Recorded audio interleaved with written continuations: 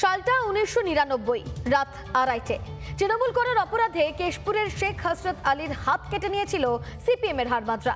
CPM এর জঙ্গল রাজের বিরুদ্ধে সেই সময় দিল্লি গিয়েছিলেন মমতা বন্দ্যোপাধ্যায়। যন্তর মন্তরে 3 মাস ধর্নাও দিয়েছিলেন তিনি। অথচ গদি দখলের পর পুরনো সেই সৈনিককে ভুলেছে দল। ভিক্ষা করে এখন জীবন কাটে। দলের নেতাদের বিরুদ্ধে ক্ষোভ উগরে দিলেন শেখ হসরত আলী। জল্লাদ বাহিনীরা তুলে নিয়ে যে হাড়ি কাঠের মধ্যে ঢুকিয়ে দুটো হাত কেটে দিয়েছিল।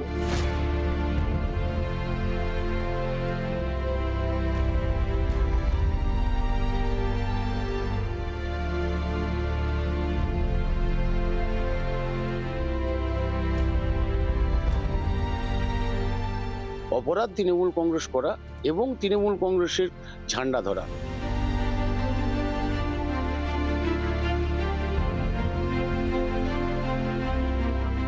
আমি যদি ওইসব কুলের কথা খুলে বলতে যাই, আমার হয়তো ভিক্ষাটা করাও বন্ধ করে দিবে এইসব লিডাররা।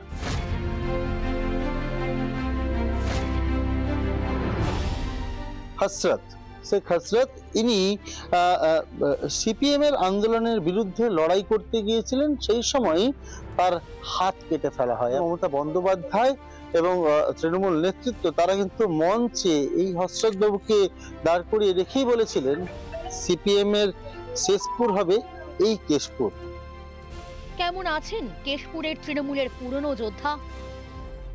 রিপাবলিক বাংলার ক্যামেরায় ধরা পড়ল সেই ছবি। সকাল হলে আমি বেরিয়ে যাই, বাটি হাতে করে নিয়ে সারাদিন ভিক্ষা করতে হয়। ভিক্ষা করে সন্ধ্যাবেলায় ফিরি।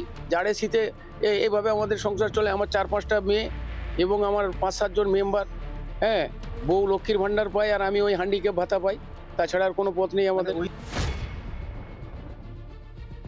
না, এইখানে যে দলনেত্রী সরফরাজ আছে, এইখানে ব্লক সভাপতি আছে, ওদের কাছে কোনো আমি যে একটা কন্যাদান আমি গেছিলাম তাদের কাছে পয়সা করির জন্য, বলছি যে আমি কন্যাদান করবো, আমাকে কিছু সাহায্য করো, নাহলে 12 কেজি চাউল নিয়ে চলে যাও। আমি তার বাড়ি পাইনি আমরা। না না, এইগুলো আমার দেওয়ার করেছে। আমরা কিন্তু লোকের ভয়, এইটা আমাদের জায়গাটা লোকের, কিন্তু ঘরটা লোকের জায়গায় করে আমরা আছি। স্রেফ সুযোগ সুবিধে নয়, মমতা ব্যানার্জির পুরনো সঙ্গী বঞ্চিত প্রাপ্য সম্মান থেকেও। হসরতের ক্ষোভ দলের নেতাদের বিরুদ্ধেও। নেতাদের দুর্নীতি যেটা, সেটা মমতা ব্যানার্জি এবং বাংলার মুখ্যমন্ত্রী ভালো মতো জানে। কারণ আমি যদি ওইসব কুলের কথা খুলে বলতে যাই, আমার হয়তো ভিক্ষাটা করাও বন্ধ করে দিবে এইসব লিডাররা। কারণ অভিষেক ব্যানার্জি এতটুকু কোনো কিছু জানেনি। হ্যাঁ, এখন সাজানো বাগানে যে মতো তৃণমূল কংগ্রেসের লিডাররা এসে মোটামুটি দখল করে খাচ্ছে, ঠিক অভিষেক ব্যানার্জিও তাই। কারণ উনি সাজানো বাগানের এখন মালিক। যদিও হসরতের অভিযোগ মানতে নারাজ কেশপুরের তৃণমূল নেতৃত্ব। নতুন করে আমার দলকে জানাবার কোনো প্রয়োজন নাই। এই কারণেই দল তো জানে ওর সমস্যা। ওকে আর্থিকভাবে সাহায্য প্রত্যেক নেতার আমরা করি। যে মন্তব্য করছে এটা সঠিক নয় হসরতের বলা। তৃণমূল যতই অভিযোগ ওড়াক, শাসক শিবিরকে বিদ্যে ছাড়ছে না বিজেপি। যে হসরত শুধু নয়, এরকম অনেক হসরত আছে যারা তৃণমূল কংগ্রেসটাকে 1998 সালের পর থেকে আন্দোলন করে নিয়ে এসেছিল। তারা আজকে বঞ্চিত, অবহেলিত, লাঞ্ছিত। মমতা বন্দ্যোপাধ্যায়, অভিষেক বন্দ্যোপাধ্যায় এই হসরতের কোনো মূল্য নেই। তারা এদেরকে বঞ্চিত করেছে, লাথি মেরেছে।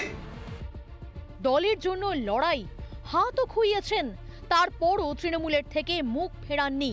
কিন্তু ক্ষমতা পেতেই পুরনো সৈনিককে ভুলেছে তৃণমূল। আর কবে ঘুম ভাঙবে? এবার কি হসরত আলীর পাশে দাঁড়াবে তৃণমূল? মৃন্ময়ের সঙ্গে সুদীপ্তর রিপোর্ট, রিপাবলিক বাংলা, কেশপুর। নানা ধরনের কন্টেন্ট দেখার জন্য লাইক করুন, শেয়ার করুন আমাদের ফেসবুক পেজ, সাবস্ক্রাইব করুন আমাদের ইউটিউব চ্যানেল। পাশাপাশি অন্যান্য ব্রেকিং নিউজের জন্য অবশ্যই চোখ রাখুন রিপাবলিক বাংলায়।